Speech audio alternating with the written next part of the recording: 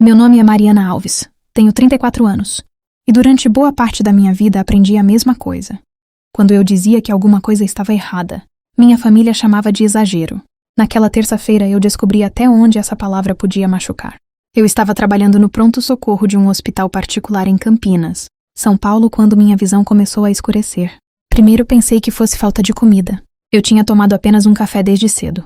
Depois veio uma dor forte no abdômen, seguida por uma fraqueza tão repentina que precisei me apoiar no balcão. Tentei avisar minha colega, Camila, mas minha voz saiu baixa demais. Mariana? Foi a última coisa que ouvi antes de cair. Quando abri os olhos, havia luzes brancas acima de mim, pessoas correndo e um monitor apitando ao lado da maca. Eu reconhecia aquele som. Eu sabia o que significava. Ela está com pressão muito baixa, alguém disse. Senti uma mão apertar meu braço enquanto colocavam um acesso na minha veia. Eu queria perguntar o que estava acontecendo, mas não conseguia formar as palavras. Depois descobri que eu estava com uma hemorragia interna. Meu sangue estava desaparecendo dentro do meu próprio corpo, e os médicos precisavam agir rápido. Camila encontrou meu celular na bolsa e perguntou quem deveria chamar. Eu não hesitei. Minha mãe. Depois meu pai. Eles eram meus contatos de emergência. Mesmo depois de tudo, ainda eram as primeiras pessoas que eu esperava ver. Enquanto preparavam uma transfusão, fiquei olhando para a porta. Eu imaginava minha mãe entrando desesperada, meu pai logo atrás perguntando o que tinha acontecido. A porta não abriu. Uma hora passou, depois outra. Camila voltou ao quarto com uma expressão que eu conhecia bem. Era a mesma expressão que eu usava quando precisava contar uma verdade difícil a alguém. Eu falei com sua mãe. Meu coração acelerou. Ela vem? Camila respirou fundo. Não, ela disse que você sempre faz muito drama e que, se estivesse realmente mal, teria avisado antes. Eu fiquei olhando para o teto. Naquele momento, alguma coisa dentro de mim começou a quebrar. Não era apenas o meu corpo que estava sangrando. Era a última esperança de que, algum dia, minha família acreditaria em mim. E eu ainda não sabia que, enquanto recebia sangue naquela cama, minha própria família estava publicando uma foto comemorando minha ausência naquela mesma tarde. Passei aquela noite na UTI, acordando a cada poucos minutos com o som dos aparelhos e a sensação de que meu corpo pertencia a outra pessoa. Eu tinha medo, mas o que mais doía era perceber que ninguém da minha família estava ali. Meu pai, Roberto, mandou uma única mensagem. Espero que você melhore. Só isso. Nem perguntou onde eu estava. Nem perguntou se precisava de alguma coisa. Minha mãe, Sônia, não mandou nada. Na manhã seguinte, Camila entrou no quarto com meu celular na mão. Mari, eu não sei se você deveria ver isso agora. Pelo jeito como ela falou, eu já sabia que alguma coisa estava errada. Peguei o aparelho. Era uma publicação do meu irmão, Rafael. Na foto, ele estava em um restaurante em Campinas com meus pais. Todos estavam sorrindo. Havia taças sobre a mesa e uma legenda escrita em letras grandes. Finalmente um dia sem invenções. Fiquei olhando para aquela frase durante alguns segundos. Depois percebi que minha mãe tinha curtido a publicação. Meu pai também. Senti um frio atravessar meu peito. Ele parou de inventar. Era assim que eles me viam. Durante anos, quando eu dizia que estava cansada, diziam que eu queria atenção. Quando contei que sentia dores, minha mãe respondeu que eu sempre procurava um problema. Quando precisei de ajuda, ouvi que eu era adulta e precisava parar de dramatizar. Agora eu estava numa UTI, recebendo sangue, e eles estavam comemorando justamente porque eu não estava perto deles. Não chorei. Talvez porque naquele momento eu já tivesse chorado tudo o que podia. Ampliei a foto. Reconheci o restaurante. Era o mesmo lugar onde meu pai comemorava aniversários. O mesmo lugar onde 6 meses antes, eu havia pago a conta de um jantar familiar porque minha mãe dizia que Rafael estava apertado financeiramente. Olhei novamente para a legenda. Então percebi uma coisa que me fez parar de respirar por alguns segundos. Rafael havia marcado o endereço de uma casa. A nossa casa de família em Atibaia, uma casa que durante anos, todos chamavam de nossa. Embora eu fosse a única pessoa que continuava pagando as despesas. Eu tinha comprado aquele imóvel 6 anos antes, depois que meus pais perderam o emprego e ficaram prestes a perder a casa. Nunca contei a ninguém que ainda guardava todos os documentos. Nunca imaginei que um dia precisaria deles. Mas naquela manhã, deitada sozinha em uma cama de UTI, eu entendi que talvez aqueles papéis fossem mais importantes do que eu jamais havia imaginado. E então chegou outra mensagem. Minha mãe escreveu no grupo da família. Domingo vamos todos para Atibaia. Rafael merece comemorar. E por favor, ninguém traga drama. Eu li aquilo 2 vezes. Depois coloquei o celular sobre o lençol. Domingo estava a 5 dias de distância. E pela primeira vez na minha vida, eu não estava pensando em como salvar minha família. Eu estava pensando no que fazer com a casa que eles acreditavam pertencer a todos. Naquela tarde, enquanto eu ainda estava na UTI, pedi a Camila que trouxesse minha bolsa. Eu precisava de uma coisa específica. A pequena pasta azul que sempre carregava quando precisava.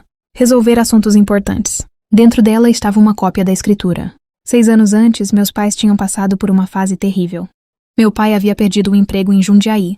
As dívidas começaram a se acumular e o banco ameaçava tomar a casa de Atibaia. Eu tinha 28 anos e trabalhava em 2 empregos. Usei minhas economias, peguei um empréstimo e quitei praticamente toda a dívida. Na época, meus pais prometeram que fariam tudo para me devolver o dinheiro. Nunca devolveram. Quando o advogado explicou que a única maneira de proteger o imóvel dos credores era colocá-lo oficialmente no nome de quem havia quitado as dívidas, minha mãe segurou minha mão e disse: "Você é a nossa filha. Essa casa sempre será da família." Eu acreditei. Esse foi meu erro.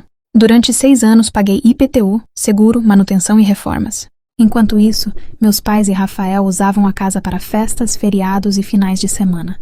Eu nunca reclamei. Até aquela manhã. Pedi para Camila abrir meu e-mail. Havia uma mensagem de uma imobiliária de Atibaia. O corretor, Marcelo, dizia que tinha um casal interessado justamente naquela casa. Eles haviam consultado o registro do imóvel. O proprietário era eu. Fiquei olhando para aquela frase por muito tempo. Então respondi: "Podemos conversar." Marcelo ligou minutos depois. Expliquei que queria uma avaliação justa e uma venda completamente legal. Ele me garantiu que havia compradores interessados e que a documentação estava em ordem. Desliguei. Meu coração estava acelerado, mas não por medo. Pela primeira vez eu senti alguma coisa diferente. Controle. Naquela noite minha mãe finalmente me ligou. Não perguntou se eu estava melhor. Perguntou se eu poderia ir para Atibaia no domingo ajudar com a decoração. "Rafael quer fazer uma comemoração especial", ela disse. "E por favor, Mariana, não transforme tudo em drama." Eu fiquei em silêncio. Olhei para a escritura sobre a mesa. "Claro, mãe." Ela desligou satisfeita. Não sabia que, enquanto falava comigo, eu já havia enviado meus documentos ao advogado. No dia seguinte, o comprador fez uma proposta. Eu aceitei. Não por vingança. Não para destruir minha família. Eu apenas parei de fingir que uma propriedade registrada, legalmente em meu nome, pertencia a pessoas que nem sequer atravessariam a cidade para me visitar quando eu estava sangrando em uma UTI. Domingo seria a festa. E eu decidi que iria, mas não como filha obediente. Eu iria como a única pessoa naquela família que sabia exatamente o que estava prestes a acontecer. Domingo chegou com um céu limpo sobre Atibaia. Quando estacionei, havia carros por toda parte. Música tocando e Rafael recebendo convidados como se fosse o dono. Minha mãe me viu e apontou para a cozinha. "Ainda bem que você veio. Pode verificar as bebidas?" Eu quase sorri. Durante anos eu teria obedecido. Dessa vez observei. Na sala havia uma faixa enorme. "Um dia sem drama." A mesma frase da publicação. Então minha mãe começou a falar sobre como aquela casa seria importante para Rafael depois do casamento. Afinal, é patrimônio da família. Foi quando eu me levantei. O silêncio veio. "Posso dizer uma coisa?" Minha mãe suspirou. "Mariana, por favor, hoje não." Justamente hoje. Peguei a pasta azul da bolsa e coloquei a escritura sobre a mesa. "Há 6 anos vocês quase perderam esta casa." Expliquei os impostos atrasados, o dinheiro que coloquei, o empréstimo, a transferência legal para meu nome e cada pagamento que fiz. Então coloquei outro documento ao lado da escritura. "Existe mais uma coisa. A casa foi vendida." Rafael ficou branco. "O quê?" "Existe um contrato assinado. O fechamento acontece em 30 dias." Minha mãe bateu a mão na mesa. "Você não pode fazer isso." Olhei para ela. "Posso, porque a casa é minha." Ela começou a chorar e me chamou de ingrata. Meu pai permaneceu em silêncio. Rafael gritou que eu estava destruindo a família. Respirei fundo. "Não fui eu que destruí nada. Eu estava numa UTI, sangrando, enquanto vocês comemoravam minha ausência. Vocês disseram que eu inventava tudo. Agora estão vendo algo que não podem chamar de invenção." Ninguém respondeu. Minha mãe olhou novamente para a escritura. "Você realmente fez isso?" "Fiz." Peguei minha bolsa. Antes de sair, olhei para a faixa na parede. "Vocês queriam um dia sem drama. Podem ficar tranquilos. Não haverá mais nenhum." Saí sem gritar, sem chorar e sem olhar para trás. 30 dias depois a venda foi concluída. Enviei aos meus pais apenas o valor que eles realmente haviam investido no imóvel. O restante era meu.